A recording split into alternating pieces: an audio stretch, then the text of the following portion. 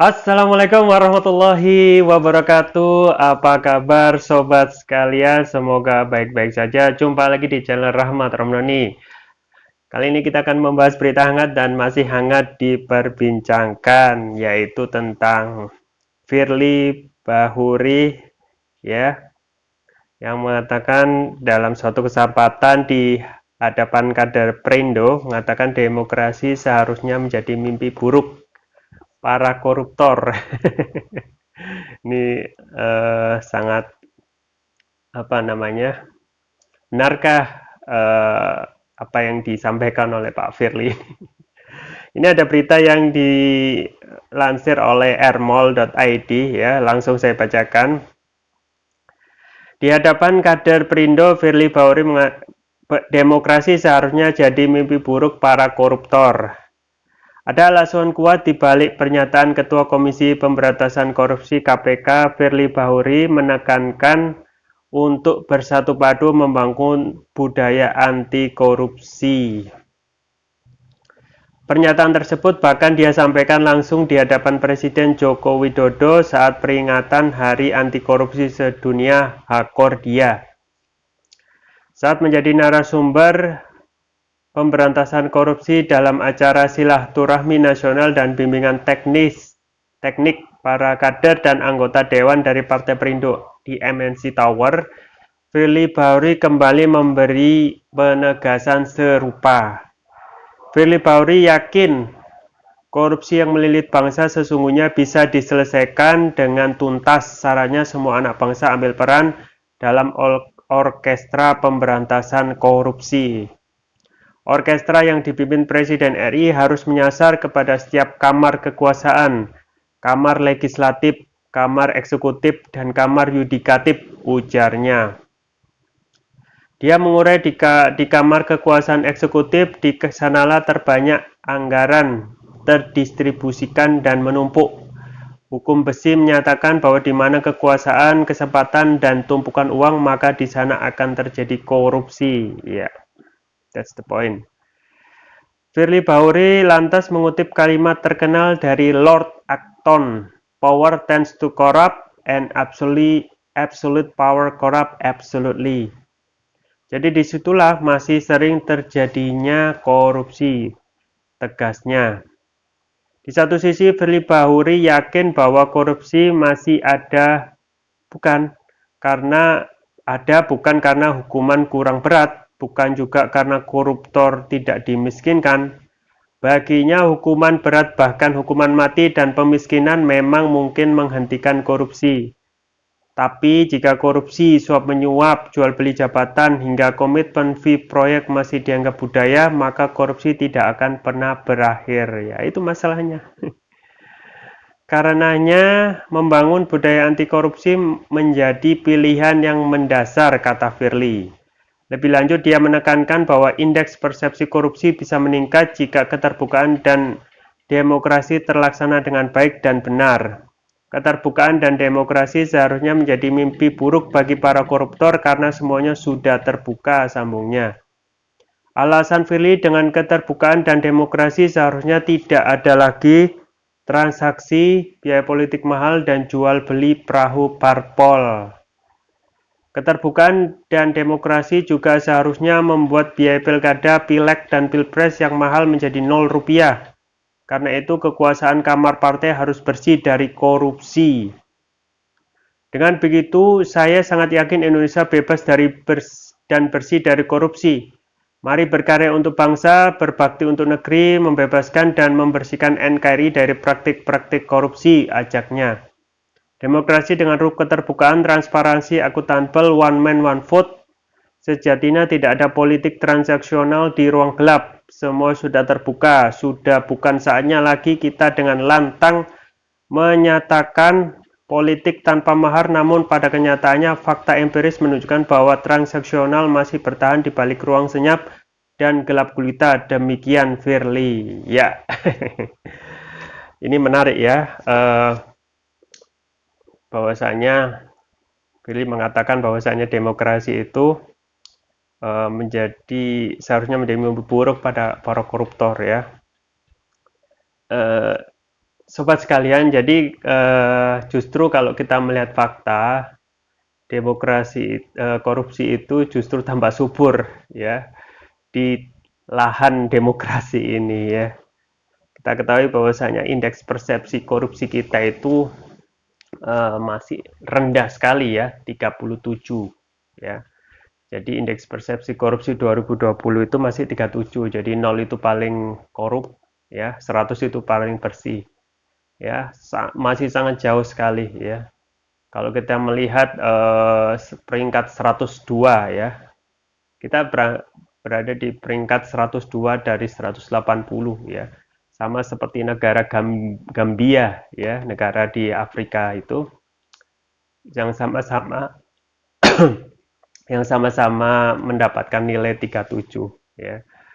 Nah, yang paling bersih yang mana? Ya, yang paling bersih itu menjadi langganan negara yaitu Swedia dan Selandia Baru ya. Selandia dan Denmark itu menjadi nomor 1 dan 2, menjadi nomor 1 dengan nilai 88. Ya, jadi sobat sekalian, memang budaya korupsi ini bukan ujuk-ujuk ada ya. Dan memang dalam demokrasi kita ketahui ini adalah politik berbiaya mahal ya. Jadi kita kalau kita mengharapkan demokrasi ini bisa bebas dari korupsi itu tidak sesuai dengan fakta empiris ya. Bahkan Prof. Mahfud MD mengatakan 92% ya calon kepala daerah itu dibiayai cukong. Jadi setiap kepala daerah kan mau nyalon ya, mau bupati, wali kota, ya, gubernur, ya, 92% dibayar cukong ya. Artinya mereka setelah menjabat, mereka harus mengembalikan biayanya ya. Jadi sangat terbayang begitu besar biaya untuk ya dalam demokrasi ini dalam hal untuk mencalonkan menjadi kepala daerah itu dulu ya. Jadi memang kita masih bermasalah dalam hal kontestasi kepala daerah ini yang ternyata kalau mau rincian ya itu memang benar-benar membutuhkan biaya yang sangat mahal ya.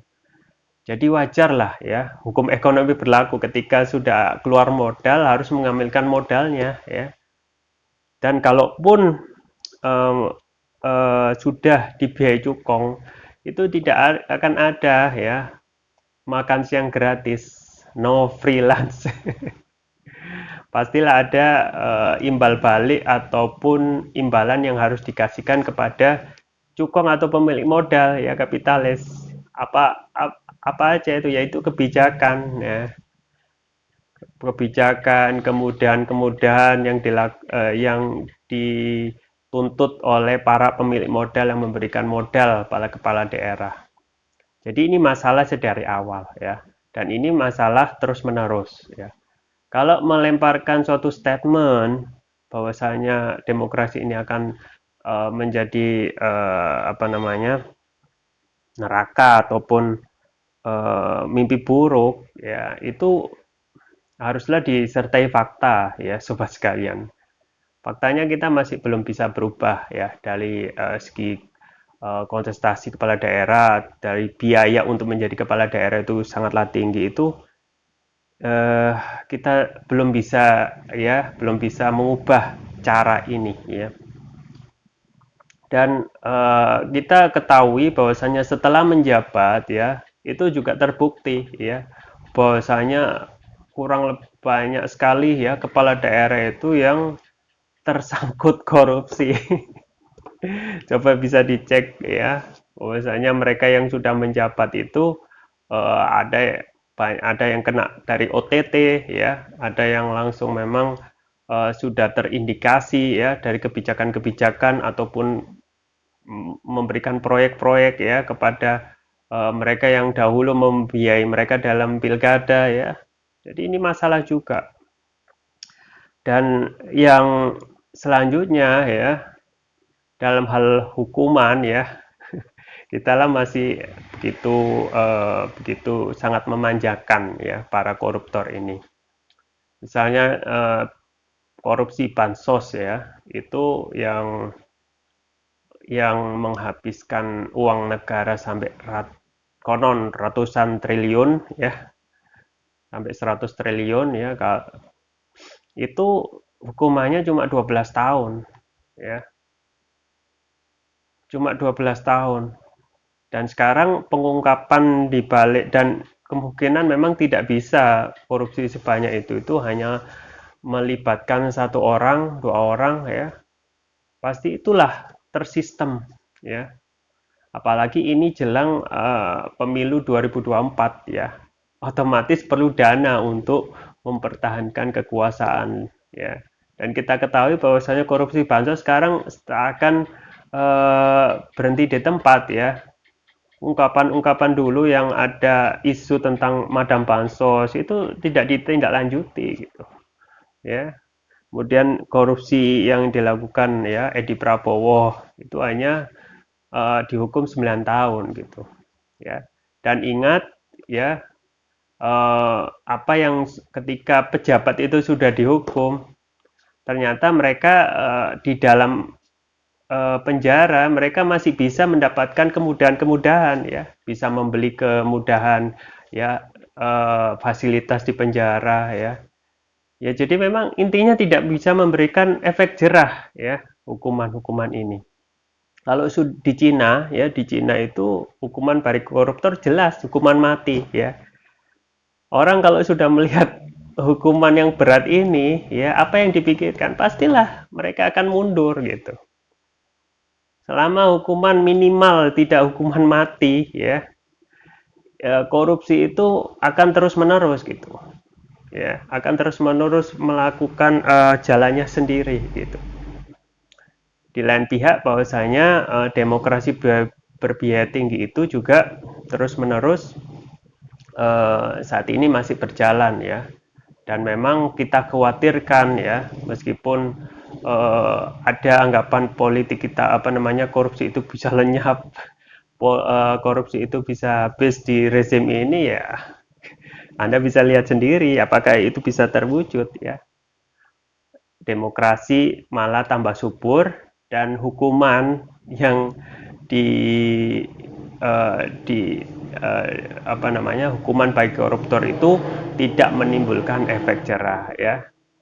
Minimal kalau hukuman mati itu pastilah ya, sedikit akan mengurangi ya, pasti akan keder gitu. Dibandingkan dengan hukuman penjara, dan di hukuman penjara itu mereka dapat membeli fasilitas gitu. Ya, ya seperti itu. Ya semoga Indonesia kedepannya menjadi lebih baik lagi ya, dan korupsi ini bisa terkikis dengan kesadaran para penegak hukum ya, untuk memberikan efek jerah ya kepada para koruptor ini. Ya, itu yang bisa saya sampaikan. Semoga bermanfaat. Saya Rahmat Armanuddin. Jangan lupa like, share, dan subscribe. Sampai jumpa lagi. Wassalamualaikum warahmatullahi wabarakatuh.